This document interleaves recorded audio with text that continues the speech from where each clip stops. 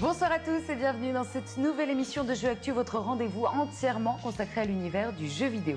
Cette semaine, on a sélectionné 3 nouveaux jeux à l'ambiance totalement différente et qui, j'en suis sûre, devraient vous plaire.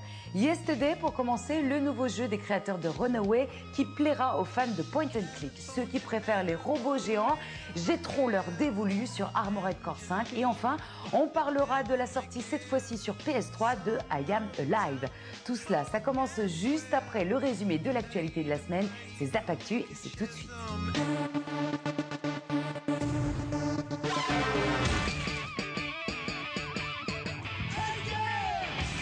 Salut et bienvenue dans Zap Actu, le meilleur de l'actualité chaude du jeu vidéo. C'est parti.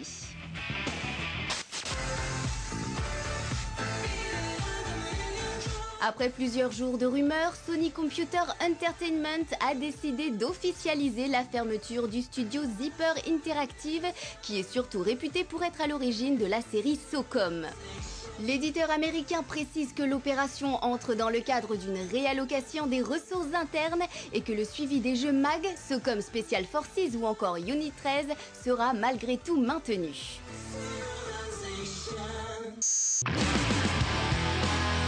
La rumeur de la semaine concerne la célèbre licence Sonic qui pourrait faire l'objet d'une refonte totale de la part de Sega en 2014 afin qu'elle puisse générer encore plus de recettes. De profonds changements seraient prévus et même la présence de Tails aux côtés du hérisson supersonique pourrait être remise en question. Que les fans se rassurent, Sega n'a pas l'intention de toucher à l'essence même de la franchise et il serait toujours question de parcourir les niveaux du jeu à grande vitesse. On vous tient au courant.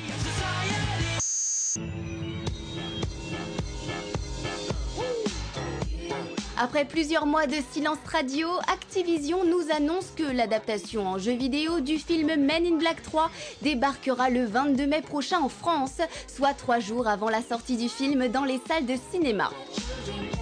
Baptisé Men in Black Alien Crisis, le jeu permettra d'incarner un agent de l'organisation secrète pour débusquer les extraterrestres cachés sur Terre. Si le scénario sera donc différent de celui du film, eh bien on espère que le résultat sera beaucoup plus convaincant que les jeux Men in Black sortis jusqu'à présent qui n'étaient pas vraiment terribles.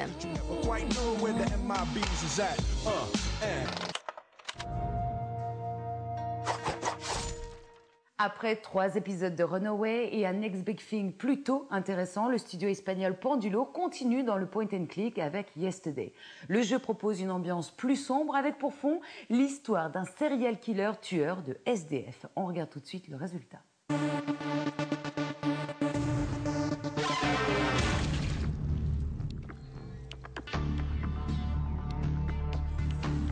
Bien connu des amateurs de point and click, Pendulo Studio revient sur PC avec Yesterday, un nouveau jeu d'aventure à l'ambiance moins amusante que la série des Runaway. Thriller adulte ayant pour background l'histoire d'un serial killer, Yesterday nous place dans la peau d'un homme pour le moins énigmatique, John Yesterday, qui va enquêter sur une série de meurtres qui touchent des SDF. Une atmosphère sombre et parfois angoissante, composée de nombreux flashbacks, pas toujours très maîtrisés, rendant d'ailleurs la narration un peu décousue. Hey, scumbag, you disgust me. Mais le titre de Focus se rattrape aisément par ses graphismes réussis, dans la même veine que les jeux signés Pendulo Studio. Les personnages, principaux comme secondaires, sont toujours aussi travaillés, tandis que les décors nous donnent l'impression de déambuler dans un dessin animé interactif. Côté gameplay, on navigue en terre inconnue avec une interface toujours aussi efficace qui permet d'interagir et de récupérer des infos en même temps. Les déplacements sont eux aussi plutôt bien fichus avec une prise en main simple et bien pensée. Tout est fait donc pour rendre la progression du joueur agréable, offrant un rythme soutenu et des énigmes intéressantes.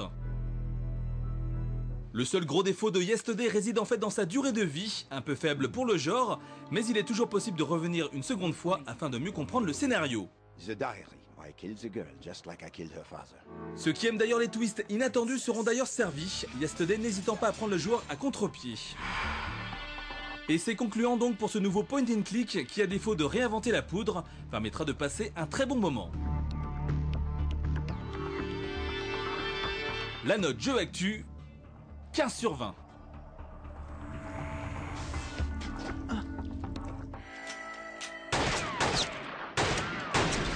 Armored Core, voilà une série qu'on n'avait pas vue depuis belle lurette. Pas étonnant quand on sait que le public français l'a toujours boudé. Malgré tout, le jeu de From Software est de retour avec un 5e épisode, pas franchement terrible. On vous explique pourquoi.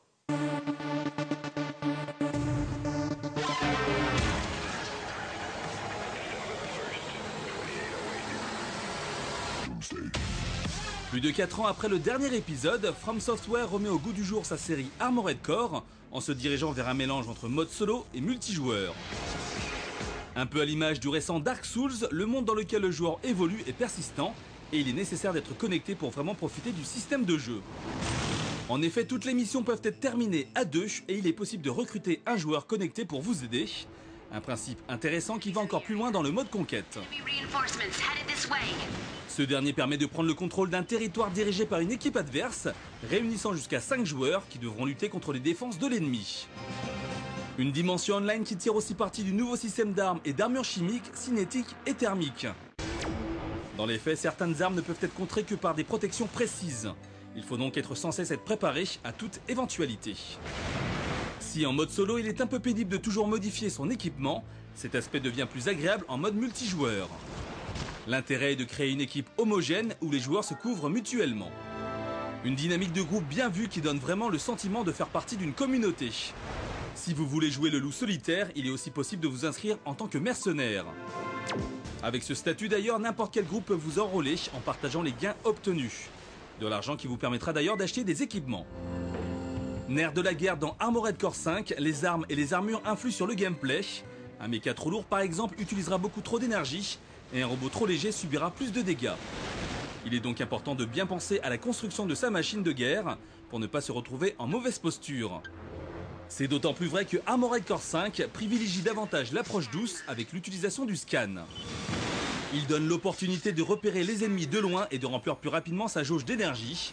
Mais une fois dans le cœur du combat, en revanche, l'action intense reprend le dessus. Un programme très complet donc qui souffre tout de même d'une réalisation en dessous de tout. Avec ses textures PS2 et ses effets graphiques qui saturent l'écran, le jeu de From Software n'est pas vraiment lisible. Dernier souci, et pas des moindres, les serveurs européens sont un peu vides et vous aurez du mal à trouver des compagnons de jeu. Reste à attendre une mise à jour graphique pour le prochain épisode. La note Jeux Actu, 12 sur 20.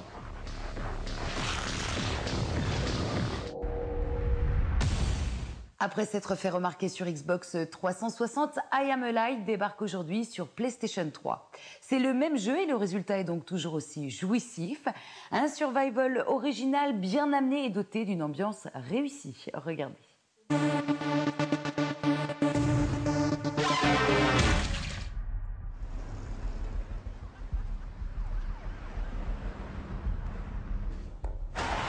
Production signée Ubisoft dont le développement a été très chaotique, I Am Alive a lui aussi un sujet très orienté vers la catastrophe.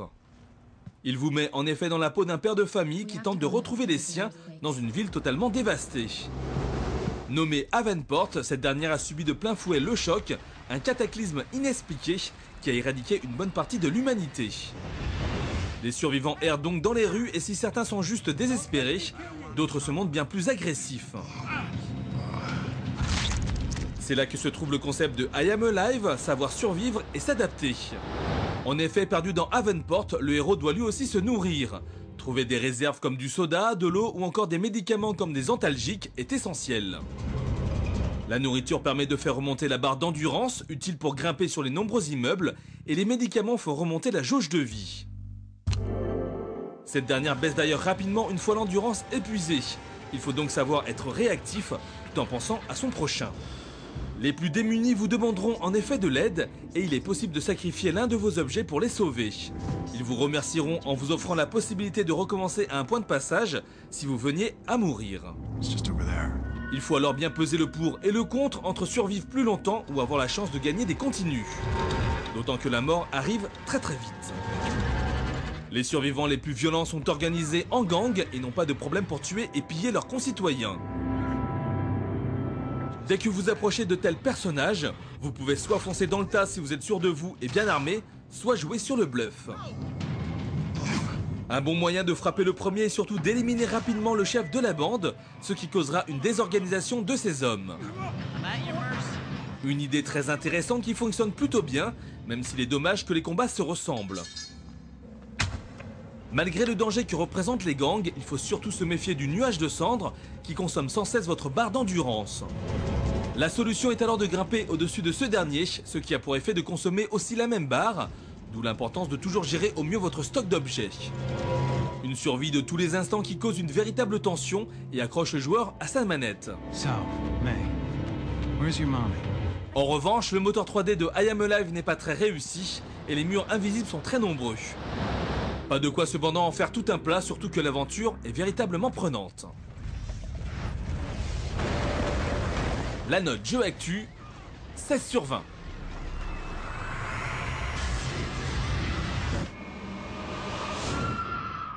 C'est déjà l'heure de se quitter, c'est la fin de cette émission Jeux Actu, mais on se retrouve bien sûr la semaine prochaine avec promis plein de nouveautés. En attendant, n'hésitez pas à vous rendre sur notre site internet jeuxactu.com pour obtenir toutes les dernières infos du jeu vidéo en temps réel, sans oublier de vous rendre sur nos réseaux sociaux histoire de gagner tout plein de cadeaux. À la semaine prochaine, d'ici là, prenez soin de vous, mais surtout, amusez-vous bien. Ciao, ciao.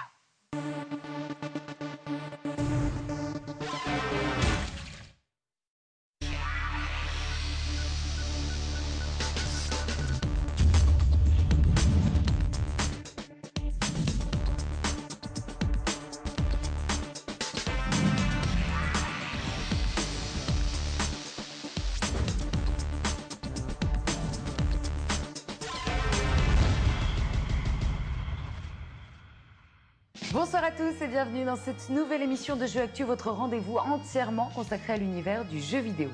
Cette semaine, on a sélectionné 3 nouveaux jeux à l'ambiance totalement différente et qui, j'en suis sûre, devraient vous plaire. Yesterday, pour commencer, le nouveau jeu des créateurs de Runaway qui plaira aux fans de point and click. Ceux qui préfèrent les robots géants jetteront leur dévolu sur Armored Core 5. Et enfin, on parlera de la sortie cette fois-ci sur PS3 de I Am Alive. Tout cela, ça commence juste après le résumé de l'actualité de la semaine. C'est Zap Actu et c'est tout de suite.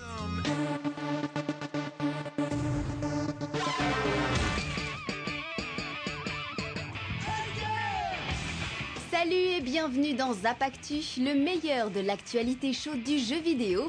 C'est parti.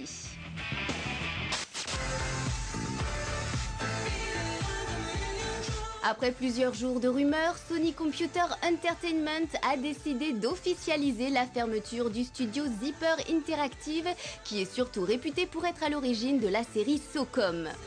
L'éditeur américain précise que l'opération entre dans le cadre d'une réallocation des ressources internes et que le suivi des jeux MAG, SOCOM Special Forces ou encore Unit 13 sera malgré tout maintenu.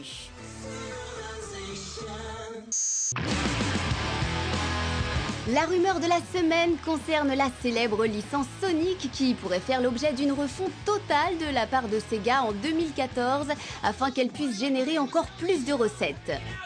De profonds changements seraient prévus et même la présence de Tails aux côtés du hérisson supersonique pourrait être remise en question.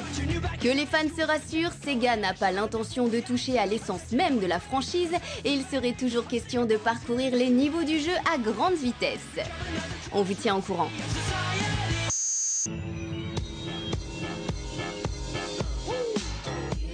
Après plusieurs mois de silence radio, Activision nous annonce que l'adaptation en jeu vidéo du film Men in Black 3 débarquera le 22 mai prochain en France, soit 3 jours avant la sortie du film dans les salles de cinéma.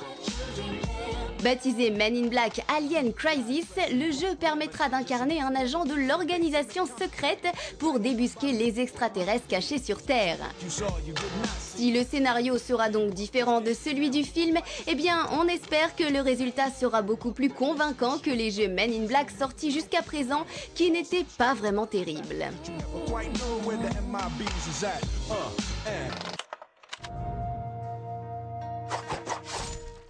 Après 3 épisodes de Runaway et un Next Big Thing plutôt intéressant, le studio espagnol Pendulo continue dans le point and click avec Yesterday. Le jeu propose une ambiance plus sombre avec pour fond l'histoire d'un serial killer tueur de SDF. On regarde tout de suite le résultat.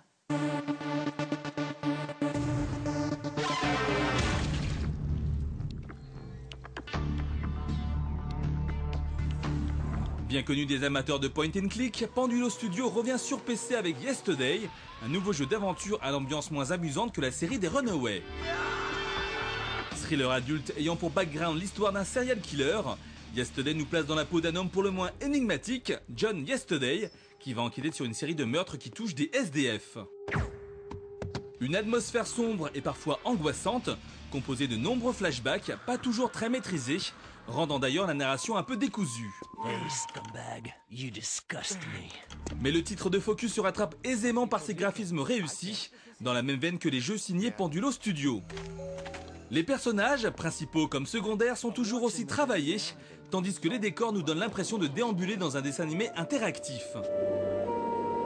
Côté gameplay, on navigue en terre inconnue avec une interface toujours aussi efficace qui permet d'interagir et de récupérer des infos en même temps.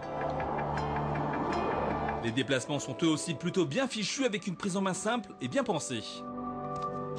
Tout est fait donc pour rendre la progression du joueur agréable, offrant un rythme soutenu et des énigmes intéressantes. Le seul gros défaut de Yesterday réside en fait dans sa durée de vie, un peu faible pour le genre, mais il est toujours possible de revenir une seconde fois afin de mieux comprendre le scénario. The diary. I killed the girl just like I killed her father. Ceux qui aiment d'ailleurs les twists inattendus seront d'ailleurs servis, Yesterday n'hésitant pas à prendre le joueur à contre-pied. Et c'est concluant donc pour ce nouveau point and click qui, à défaut de réinventer la poudre, permettra de passer un très bon moment. La note jeu actu, 15 sur 20.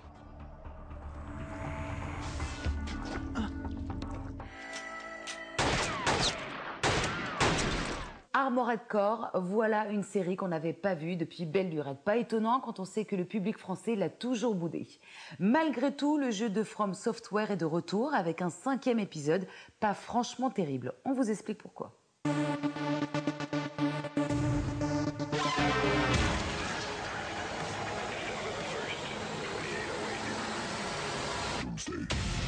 Plus de 4 ans après le dernier épisode, From Software remet au goût du jour sa série Armored Core en se dirigeant vers un mélange entre mode solo et multijoueur.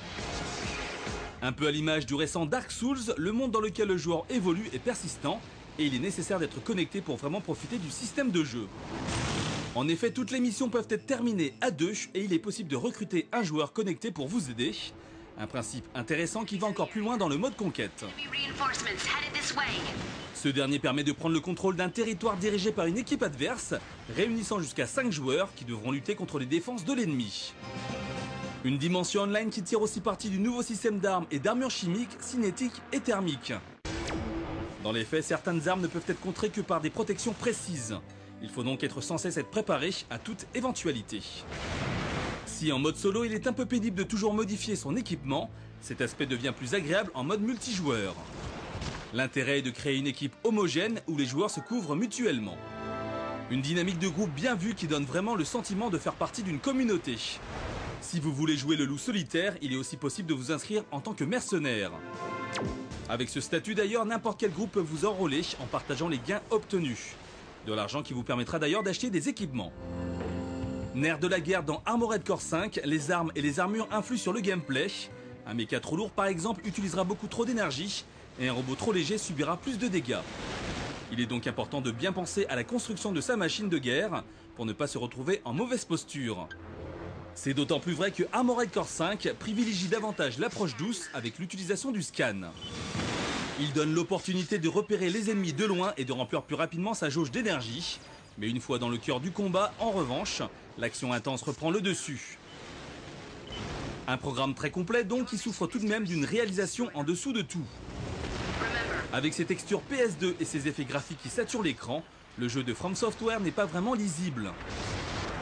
Dernier souci, et pas des moindres, les serveurs européens sont un peu vides et vous aurez du mal à trouver des compagnons de jeu. Reste à attendre une mise